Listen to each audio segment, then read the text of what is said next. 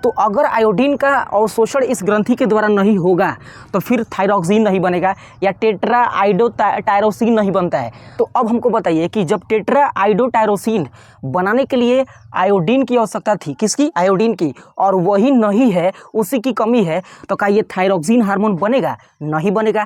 तो आयोडीन की कमी हो गई जिसके कारण होगा घेघा रोग।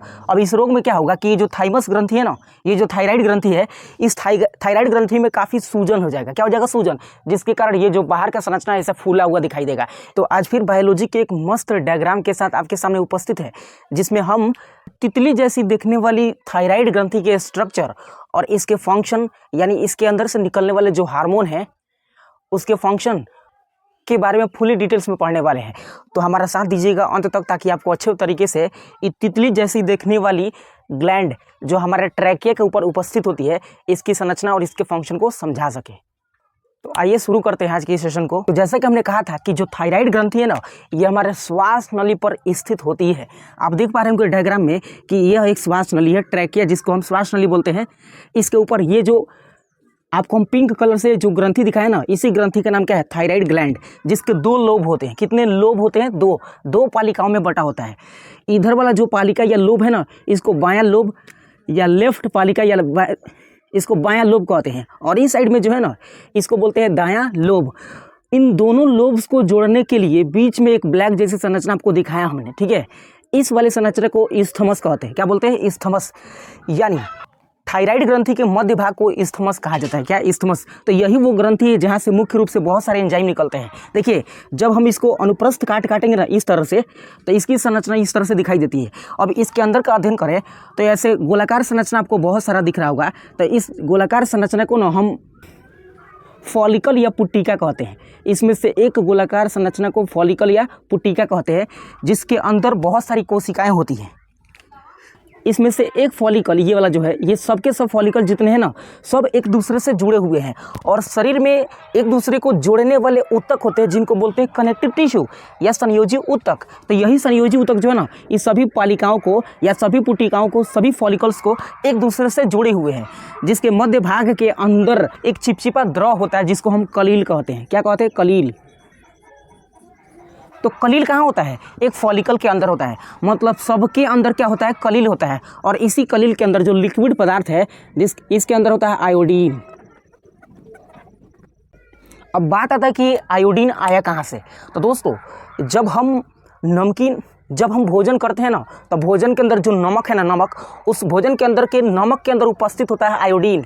जो ये ग्रंथि यानी थायराइड ग्रंथि क्या करती है? उस भोजन के अंदर से उस आयोडीन को अवशोषित कर लेती है, सोख लेती है, और इसी पुट्टिका या फिर जिसको फॉलिकल बोल रहे हैं, इसके अंदर लाके वो डाल देती है, क्योंकि इससे वो हार्मोन बनाने वाली है, ना कि एंजाइम, हार्मोन। कौन? ये ग्रंथि आयोडीन को मिक्स करके क्या बनाती है? तो हार्मोन बनाती है। कैसे हार्मोन बनाती है, आइए देखते हैं। देखिए, ये जो पुट्टिका है ना, इस पुट्टिका के अंदर एक एमिनो अम्ल होता है। क्या होता है? एमिनो अम्ल होता है, जिसको प्रोटीन की इकाई बोलते हैं। क्या बोलते हैं? प्रोटीन की इकाई। उस एमिनो अम्ल का नाम है टायरोसिन। टायरोसिन, ठीक है। ये टायरोसिन है क्या? तो इस पुट्टिका के अंदर है, जिस पुट्टिका के अंदर कलील एक द्रव है और इसी के अंदर आयोडीन है।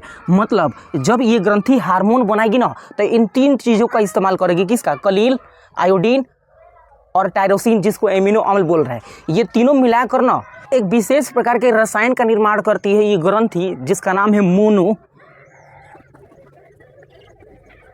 मोनो आइडोटायरोसिन। देखिए, मोनो का मतलब एक होता है, आइडो शब्द संबंधित है किससे? आयोडीन से, और टायरोसिन जो है ना, वो एमिनो अम्ल है। मतलब जब एक आयोडीन के मॉलिक्यूल्स और एक टायरोसिन के मॉलिक्यूल्स मिलाकर जिस रसायन का निर्माण इस ग्रंथि के द्वारा होता है, उसको बोलते हैं मोनो आइडोटायरोसिन। फिर से एक बार क्या होता है कि इसी आयोडीन के मॉलिक्यूल्स को और एक बार टायरोसिन के मॉलिक्यूल्स को दोबारा जोड़ के बनाया जाता है। तो अब दोबारा जब दो को जोड़ के बनाया जाएगा, तो उसको बोलेंगे डाई आइडोटायरोसिन, ठीक है। तो दोबारा जोड़ के बनाए दो को डाई आइडोटायरोसिन बनेगा। उसी तरह से 3 बार जोड़ के बनाएंगे तो ट्राई आइडोटायरोसिन बनेगा, ठीक है। और 4 जोड़ेंगे तो क्या बनेगा? टेट्रा आइडोटायरोसिन। तो यहाँ पे हम लिख देते हैं, और यही टेट्रा आइडोटायरोसिन जो होता है इसको बोलते हैं थायरॉक्सिन। तो थायरॉक्सिन क्या है, इसका दूसरा नाम है टेट्रा आइडोटायरोसिन। मतलब जब 4 आयोडीन के मॉलिक्यूल्स और 4 टायरोसिन एमिनो अम्ल के मॉलिक्यूल्स जुड़ जाते हैं तो इससे बनता है टेट्रा आइडोटायरोसिन, जिसको हम बोलते हैं थायरॉक्सिन। और यही तो है इस ग्रंथि से निकलने वाला हार्मोन जिसको हम थायरॉक्सिन कह रहे हैं। दोस्तों, अगर थायरॉक्सिन हार्मोन जो इस थायराइड ग्रंथि से निकल रहा है, अगर ये कम निकलना शुरू होगा तभी रोग होगा, और ज़्यादा निकलेगा तभी रोग होगा। देखिए अब ये हमारे शरीर में करता क्या है, इसकी कहानी को समझते। देखिए, तो ये जो थायरॉक्सिन है ना, हमारे शरीर की वृद्धि का नियंत्रण करता है। ठीक है, कैसे? देखिएगा, ये हमारे शरीर में बाल की लंबाई को बढ़ाता है, ठीक है ना, और हड्डी की लंबाई को बढ़ा या घटा सकता है। आपने देखा होगा कि कोई व्यक्ति जो है ना, अचानक से उसकी लंबाई काफ़ी बड़ा हो जाता है, टर्कुल जैसा हो जाता है, यानी उसकी हड्डी की लंबाई जो बढ़ जाता है ना, तो वो काफ़ी लंबा हो जाता है। जैसे अपना प्यारा भाई ग्रेट खली की लंबाई काफ़ी ज़्यादा है, क्योंकि उनके अंदर ना ये जो थायरॉक्सिन हार्मोन है ना, उनकी श्रवण काफ़ी ज़्यादा हो गया है, जिसके कारण उनके हड्डी की लंबाई काफ़ी ज़्यादा हो गया है, इस वजह से उनका हाइट ज़्यादा हो गया है। लेकिन अगर थायरॉक्सिन हार्मोन का श्रवण बहुत कम हो जाए ना, तो इससे हाइट छोटा हो जाएगा। जैसे कि इस लेडी को आप देख सकते हैं, देख रहे हैं कितना स्मॉल, हड्डी की लंबाई कम होने के कारण, हड्डी की लंबाई में वृद्धि नहीं होने के कारण इनका हाइट छोटा हो गया है। जबकि ग्रेट खली का देख लीजिए, है ना, ये बहुत जरूरी हार्मोन थायरॉक्सिन, तो इस ग्रंथि से निकलता है बाबू। तो अगर ये ग्रंथि एकदम बढ़िया है, खुश है, हैप्पी है, तो इससे हार्मोन ज़्यादा निकलेगा, और नाराज हो गया पूरा तो कम निकलेगा। तो अगर थायराइड ग्रंथि नाराज हो जाती है ना, ये ग्रंथि तितली जो है, तितली ये अगर नाराज हो जाती है तो इसकी स्थिति को हम हाइपोथायरॉयडिज्म कहते हैं। क्या बोलते हैं? हाइपोथायरॉयडिज्म। मतलब जब इस ग्रंथि से बहुत कम हार्मोन निकलेगा तो इस सिचुएशन को बोलते हैं हाइपोथायरॉयडिज्म, जिसके कारण बहुत सारे रोग हो सकते हैं, जिसमें सबसे पहला रोग है क्रेनेटिज्म। तो सबसे पहला रोग का नाम क्या है? क्रेनेटिज्म। अगर क्या होगा तो हाइपोथायरॉयडिज्म होगा, मतलब हार्मोन कम निकलेगा इस ग्रंथि से, तो सबसे पहला रोग होगा क्या? क्रेनेटिज्म बोलते हैं। इस रोग में होगा क्या कि अगर कोई लड़की है जिसका उम्र 30 या 40 वर्ष का हो चुका है, कितना वर्ष? 30 या 40 वर्ष का हो चुका है, तो आप कहिएगा सर कि अगर किसी लड़की का उम्र 30 से 40 वर्ष हो गया है इस रोग की स्थिति में, तो वो लड़की लगेगी कि 5-6 साल की बालिका है, मतलब छोटी बच्ची जैसे लगेगी। तो लोग उसके ऊपर सवाल उठाएंगे कि छोटी बच्ची हो क्या, मतलब उसके मानसिक विकास का वृद्धि अवरुद्ध हो जाता है इस रोग की स्थिति में।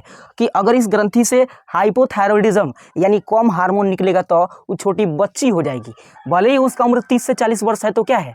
तो ये कमाल होता है जब ये तितली जैसी संरचना नाराज हो जाती है। ठीक है, और भी रोग होता है जैसे मिक्सिडीमा। अगला रोग का नाम है मिक्सिडीमा। मिक्सिडीमा रोग में स्थिति में क्या होगा कि जो हमारे ब्लड का पंपिंग सिस्टम 120/80 है ना, ये काफ़ी स्लो हो जाता है। क्या हो जाता है? स्लो, यानी बीपी लो हो जाता है, तो रक्त स्पंदन भी लो हो जाएगा, मतलब उसकी जो गति है ना, या उसका प्रेशर जो है वो कम हो जाएगा। तो प्रेशर कम होने की स्थिति में क्या होगा? तो वही होगा, रक्त धीरे धीरे बहेगा, CO2 का परिवहन या कार्बन या ऑक्सीजन का परिवहन काफ़ी स्लो होगा। तो इस सिचुएशन में ना काफ़ी भयानक नींद आएगा आपको, समझ रहे हैं? तो ये काफ़ी जटिल एक तरह से रोग हो जाएगा इस हार्मोन के बहुत कम स्राव के कारण। और भी बहुत सारे रोग होते हैं, जैसे जिसको बोलते हैं घेघा। घेघा जो रोग है ना, जिसको ग्वाइटर कहते हैं, सबसे सुप्रसिद्ध रोग है, और ज़्यादा आपको यही रोग देखने को मिलता है। इस सिचुएशन में होता क्या है कि हमारे शरीर में आयोडीन की कमी हो जाती है। मतलब जब हम आयोडीन युक्त भोजन को खाना बंद कर देते हैं, तो इस सिचुएशन में ये जो ग्रंथि है ना, इस ग्रंथि से आयोडीन का अवशोषण भोजन के द्वारा नहीं होता है, जैसा कि हमने पहले बताया था। तो अगर आयोडीन का अवशोषण इस ग्रंथि के द्वारा नहीं होगा तो फिर थायरॉक्सिन नहीं बनेगा या टेट्रा आइडोटायरोसिन नहीं बनता है। तो अब हमको बताइए कि जब टेट्रा आइडोटायरोसिन बनाने के लिए आयोडीन की आवश्यकता थी, किसकी? आयोडीन की, और वही नहीं है, उसी की कमी है, तो क्या ये थायरॉक्सिन हार्मोन बनेगा? नहीं बनेगा। तो आयोडीन की कमी हो गई, जिसके कारण होगा घेघा रोग। अब इस रोग में क्या होगा कि ये जो थाइमस ग्रंथि है ना, ये जो थायराइड ग्रंथि है, इस थायराइड ग्रंथि में काफ़ी सूजन हो जाएगा। क्या हो जाएगा? सूजन, जिसके कारण ये जो बाहर का संरचना ऐसा फूला हुआ दिखाई देगा। इसी को बोलते हैं ग्वाइटर, जो कि बहुत खतरनाक है। और आने वाले समय में ग्वाइटर जो हुआ है घेघा, उसके अंदर कैंसर की संभावना 100% होगी। तो काफ़ी डेंजरस हो गया। इस वजह से सलाह दिया जाता है कि आयोडीन युक्त भोजन को ग्रहण कीजिए या आयोडीन युक्त नमक को ग्रहण कीजिए, ताकि थाइमस ग्रंथि उस आयोडीन को अवशोषित करके थायरॉक्सिन या टेट्रा आइडोटायरोसिन बना दे। तो ये रोग था किस सिचुएशन में, जब हाइपोथायरॉयडिज्म होगा, यानी जब हार्मोन का बनना कम हो जाएगा। लेकिन अगर यही ग्रंथि हाइपर हो जाएगी ना, हाइपर का मतलब कम बनना और हाइपर का मतलब अधिक बनना, तो जब ये ग्रंथि हाइपर हो जाएगी ना, यानी जब गुस्सिया जाएगी, पूरा खिसिया जाएगी, तो इस सिचुएशन को हम बोलते हैं हाइपर थायरॉयडिज्म। ठीक है, खिसिया जाएगी तो इस स्थिति को हाइपोथायरॉयडिज्म कहते हैं। इस सिचुएशन में एक रोग होगा आपको जिसको बोलते हैं एक्सोप्थेल्मिया। एक्सोप्थेल्मिया नाम है उसका। क्या बोलते हैं? एक्सोप्थेल्मिया।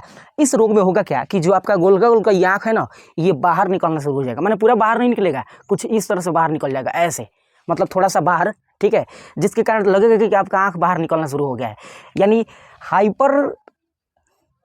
हाइपरथायरॉयडिज्म में जब हार्मोन का सिक्रेशन काफ़ी ज़्यादा होता है तो आँख का जो नेत्र गोलक है ना, वो नेत्र गोलक बाहर की तरफ लगेगा, निकल जाएगा, ऐसे प्रतीत होगा। लेकिन ये बाहर की तरफ निकलना शुरू हो भी जाता है कभी कभी, समटाइम्स। ठीक है ना, तो इस रोग को हम एक्सोप्थेल्मिया बोलते हैं।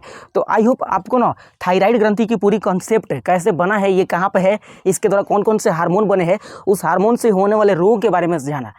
तो इसी तरह के और भी बायोलॉजी के कंटेंट को देखने के लिए एक बार चैनल पर ज़रूर विजिट कीजिएगा। आपको और भी अच्छे अच्छे डायग्राम हमने बना के दिखाया है। तो आज की सेशन को यहीं पे एंड करते हैं।